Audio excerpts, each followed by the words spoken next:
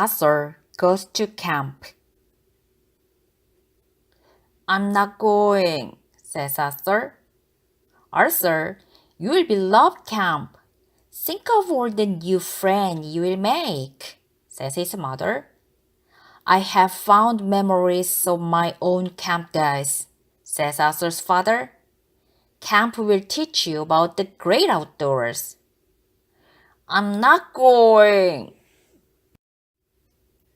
Arthur was at camp bus stop the next morning. Buster was standing with a new kid. He's got 100 comic books in his food locker, squealed Buster, pointing to the brain. Francine was there too. You guys better watch out. Tent 3 is full of bats and snakes, she yelled out the window. It's going to be just like school. The girls against the boys, thought Arthur. When the bus passed the camp horse water, even the girls stopped teasing. Look at those guys, says Buster. They're going to be in great shape for our scavenger hunt. No wonder they always win. That's no camp. That's a zoo, says Arthur. Dear Mom and Dad, I'm not at camp yet. I'm very homesick and might miss you very much. Please write soon. Love, Arthur. Things were different at Camp Meadowcrook. Well, at least for the girls. I'll do my best to make this a wonderful summer for you, says the girls' counselor Becky. Even Muffy looked eager when she pulled up in her limousine. Where do I plug in my air conditioner? She heard.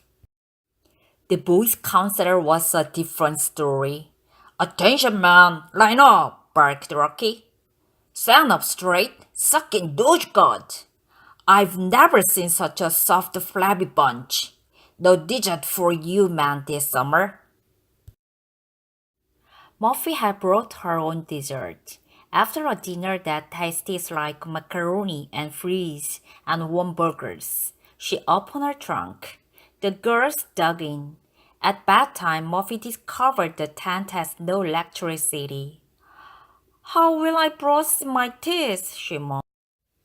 The boys were too tired from all their running and push-ups to think of brushing their teeth. They crawled under the covers. Arthur screamed. Amphibians, how fascinating, says the brain. No, they're frogs, says Buster. Just wait until we get hold of those girls, says Arthur. Dear Mom and Dad, camp is terrible just like I thought. The food is bad. I'm still very homesick. Please come and get me. Love, Arthur. Let's see you do the dead man's throat, Buster. Have a good trip, Brain. Hey, Four Eyes, need you glasses? Forget about the frogs, says the girls. You guys better worry about the softball game instead. The girls were beating the boys at everything.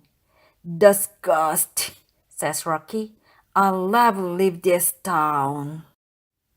In fact, all that week the girls were great campers. They built campfires, pitched tents, tied knots, identified the plant. All the boys could find was poison ivy. Rocky hid in his cabin. Arthur wrote postcard home. Dear Mom and Dad, I miss you and I cried when I read your letter. When are you coming to get me? Camp is gross. Love, Arthur. Arthur had a lot to write about. The frogs in his bed were bad enough. But now really weird things were happening. The girls thought the boys threw a smoke bomb into their tent. The boys thought the girls took all their clothes. But one night everybody heard strange noises and footsteps in the wood. It had to be someone else. Dear Mom and Dad, this place gives me the creeps. I've got to get out of here, love, Arthur.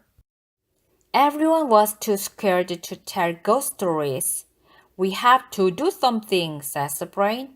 Let's then watch tonight and find out what's going on. So that's it, Camp Water, whispered Buster.